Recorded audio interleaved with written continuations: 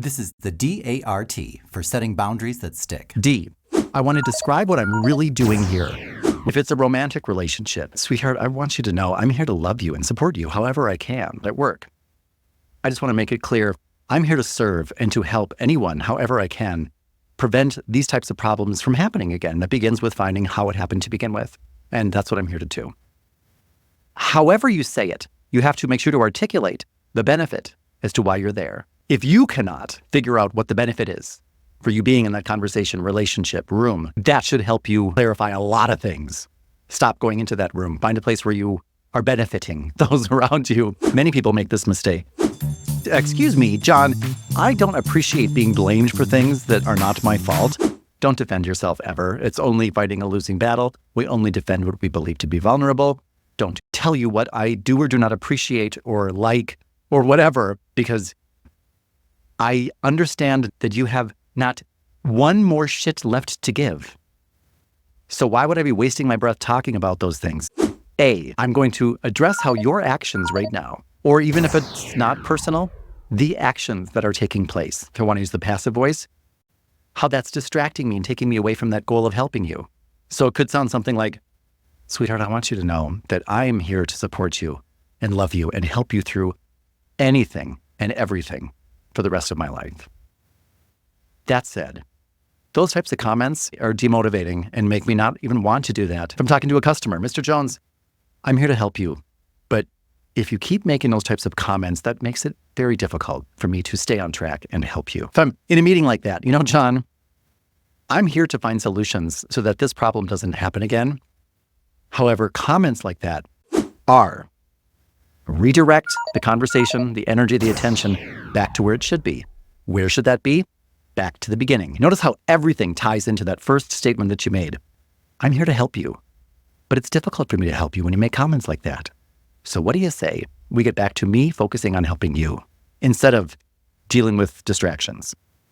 So what do you say, Mr. Jones, that we stay on track so that I can get this taken care of for you? So what do you say, Mark, if we could stop being distracted and instead focus on what could help us achieve the goal of preventing this from happening again? That sounds reasonable, doesn't it? Now that sounds reasonable, doesn't it? That was my ending tag question. That's the T. I don't want to ask a simple closed-ended question. Does that sound reasonable to you, John? I don't want to ask an open-ended question. So tell me, what do you think about that, John?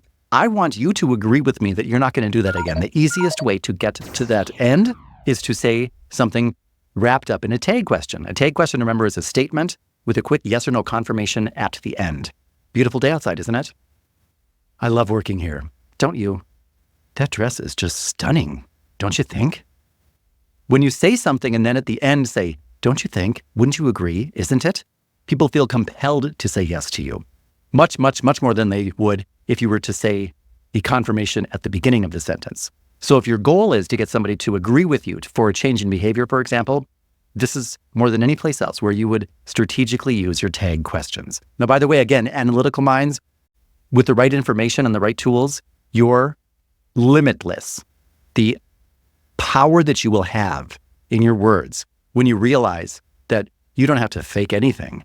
All you have to do is say, my powers of reasoning and deduction and analysis, that's what communication is all about, paying attention and then making decisions about what to say based on the facts at hand. My God, I'm a super communication genius. You are. But that's the process you want to use, D.A.R.T. John, I'm here to help. And unfortunately, those types of comments, they make it more difficult for me to help. So what do you say we focus on the task at hand? Does that sound reasonable to you? Yeah.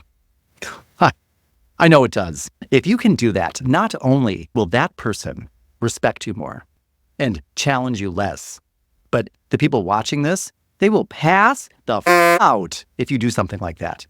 You're letting people know, hey, I'm not letting that type of toxic energy take hold here.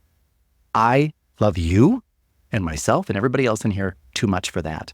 And sometimes, even though it might be difficult and might sting for the other person, the most loving thing you can possibly do is demonstrate to you, to yourself, and everyone else in that room what being loving to yourself looks like.